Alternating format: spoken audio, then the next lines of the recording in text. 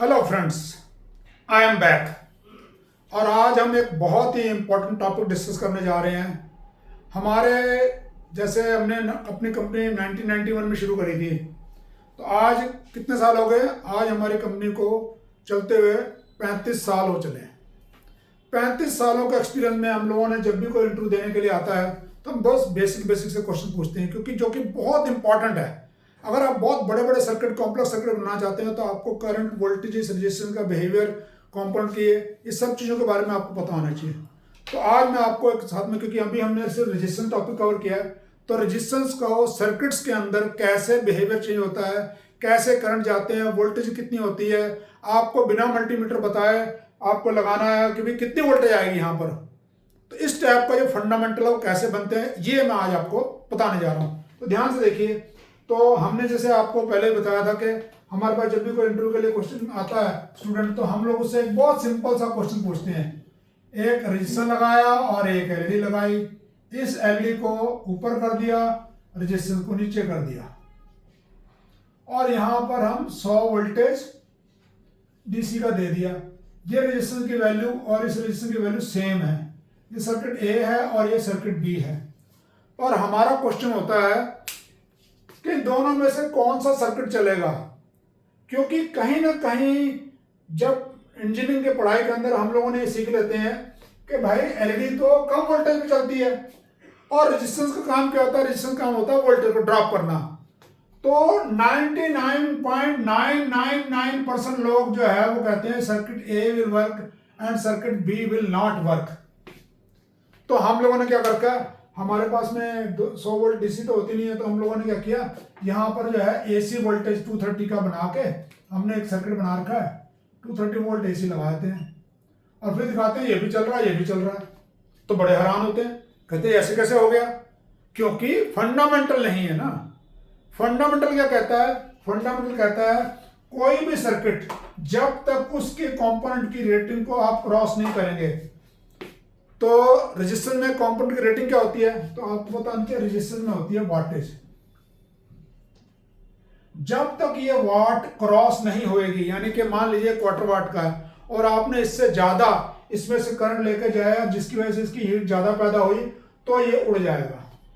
जब तक ये नहीं है तब तक ये सर्किट और ये सर्किट बिल्कुल परफेक्टली काम करेंगे। क्यों? उसका सिंपल सा रीजन देखिए। अगर इस एलईडी में जो करंट जा रहा है या इस सर्किट में जो करंट जा रहा है, इस सर्किट में जो करंट जा रहा है, अगर वो दोनों सेम हैं और एलईडी के क्रॉस में जो वोल्टेज है और इस एलईडी के क्रॉस में वोल्टेज है वो सेम है, बिकॉज आपको मैं सीरीज एंड पैरेलल इसलिए करवाया था कि ध्यान से देखिएगा, क्योंकि इस केस में दोनों कंपोनेंट सीरीज में हैं। इसका मतलब ऐसा नहीं हो सकता इसमें से करंट ज्यादा जाएगा, इसमें से कम जाएगा या इसमें ज्यादा। Current can not change in A series. यही किरचॉफ जो है करंट लॉ का प्रिंसिपल था।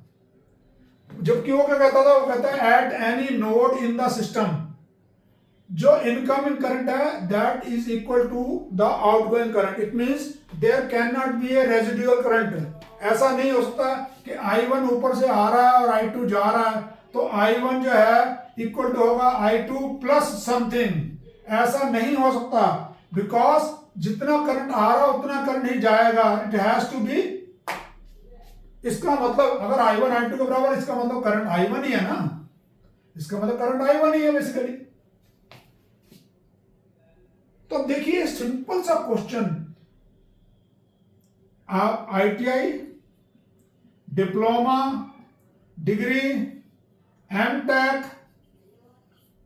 इवन एक्सपीरियंस जो इंजीनियर हैं वो भी इस क्वेश्चन का आंसर नहीं दे पाते हैं। तो मेरा आप लोगों से सिंपल क्वेश्चन है, अरे भाई क्या प्रॉब्लम कहां है? क्योंकि ओम्स लॉ को ही तरीके से समझा नहीं। पता तो सबको है ओम लॉ क्या होता है जी, वोल्टेज बराबर करंट इनटू रेजिस्टेंस, पर उसका मीनिंग नहीं समझा। तो मीनिंग देखिए, आज मैं आपको मीनिंग समझाने जा रहा हूं। ध्यान से देखिए।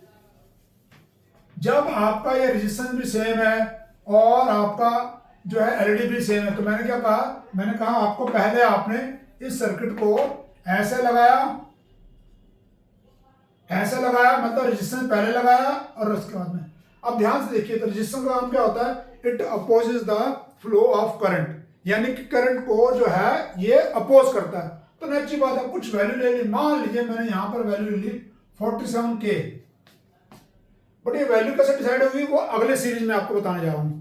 तो 47K ले लिया। अब 47K, अब एलईडी, अगर ये रेड एलईडी है तो आप लोगों को पता होना चाहिए इसमें 0.7 ड्रॉप नहीं होगा। साइन इसका वैसे है, बट यहां पर तो एरो भी तो लगे हुए हैं। तो रेड एलईडी में अगर आपको आइडिया हो, अप्रोक्सीमेटली 1.7 वोल्ट के आसपास ड्रॉप होता है।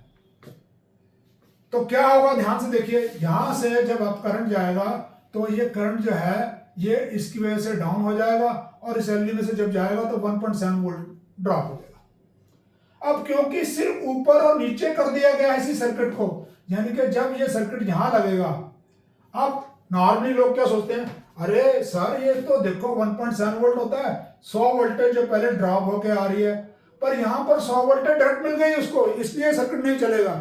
अरे भैया ये तो ठीक है 100 वोल्टेज लग गया यहां पर इसके जो नीचे वाला था जो कि यहाँ ग्राउंड था 0 वोल्ट पे था, वो कितना वोल्ट उठ गया, वो उठ गया आपका 1.7 वोल्ट हो गया, यानी कि वो उठ गया, यानी कि इसके रेजिस्टेंस के क्रॉस वोल्टेज आ गई 98.3 वोल्ट, जो कि यहां भी यही थी, क्योंकि किरचॉफ वोल्टेज लॉ क्या कहता है, the sum of all the voltage drop in a circuit must be equal to the supplied voltage. तो देखिए यहां से 1.7 को इसमें ऐड करेंगे तो 100 वोल्ट हो जाएगा, 1.7 प्लस 98 आएगा। इसका मतलब क्या होगा, अरे इसका जो है लोअर हिस्सा जो है उठ गया, इसका मतलब क्या हुआ, ये तो 1.7 वोल्ट ही है। अब क्योंकि रेजिस्टेंस दोनों में सेम है, दोनों में एलईडी सेम थी, तो भैया करंट भी तो सेम ही होगा, तो आई भी सेम है। तो अब इस एलईडी के क्रॉस में करंट भी सेम है, वोल्टेज भी सेम है, तो भैया क्यों नहीं चलेगी ये। इतना सिंपल सा क्वेश्चन जो कि हमने 2004 में डिप्लोमा कॉलेज के लिए बनाया था, अभी तक इंजीनियर नहीं बता पाते। तो आज आपको क्लियर हो जाना चाहिए, कोई भी सर्किट जो है वो कब काम करता है, जब काम करता है, यानी कोई भी कंपोनेंट तब तक डैमेज नहीं होता जब तक उसके अंदर वोल्टेज और करंट मिलाकर जो वाटेज होती है वो उसको क्रॉस ना करते। इस सर्किट में दोनों सर्किट परफेक्टली काम करते हैं। तो पहली बारी इवन हमने कई मतलब बहुत जो एक्सपीरियंस लोग उनसे ही पूछा है, वो भी जवाब नहीं दे पाते हैं। कुछ लोग कहते हैं सर मेरे ख्याल में करेगा सही, पर पता नहीं क्यों नहीं करेगा। पर आपको तो पता होना चाहिए, बीइंग एन इंजीनियर। तो समझ में आया आपको। आज के बाद में जब भी कोई आपको ऐसे पूछता है तो थोड़ा सोचिए, टाइको थ्योरम को अप्लाई करिए, जो कि क्या कहती है, जो आपके दिमाग में पहला आंसर आएगा वो गलत होगा, इसलिए रुक जाइए, मत बोलिए, पहले सोचिए फिर बोलिए। और जैसे ही आप सोचोगे तो आपका दिमाग काम करेगा कि भाई रजिस्टर तो सेम है, एलईडी भी सेम है, तो करंट तो सेम ही होगा, अगर ये चलेगा तो ये क्यों नहीं चलेगा। बट इसलिए ध्यान रखिए, ये वोल्टेज अप्लाई उसके एक एंड पर हुई है, और वोल्टेज किसके बराबर होता है, तो पोटेंशियल डिफरेंस क्या होता है, the voltage at this point with respect to this point. जो नीचे वाला पॉइंट है वो भी तो आएगा, हमेशा जीरो पे थोड़ा ना है। हाँ अगर मैं इसको ग्राउंड कर देता तो पक्की बात उड़ जाता, ठीक है ना। तो इस तरीके से मैं अगला क्वेश्चन लेता हूं। हम क्या करते हैं, लीजिए इसी क्वेश्चन को दोबारा ले लेते हैं। अब हमने क्या किया, ये देखिए, हमने इसी क्वेश्चन को बनाया, एक लिया और ये एलईडी लगा दी।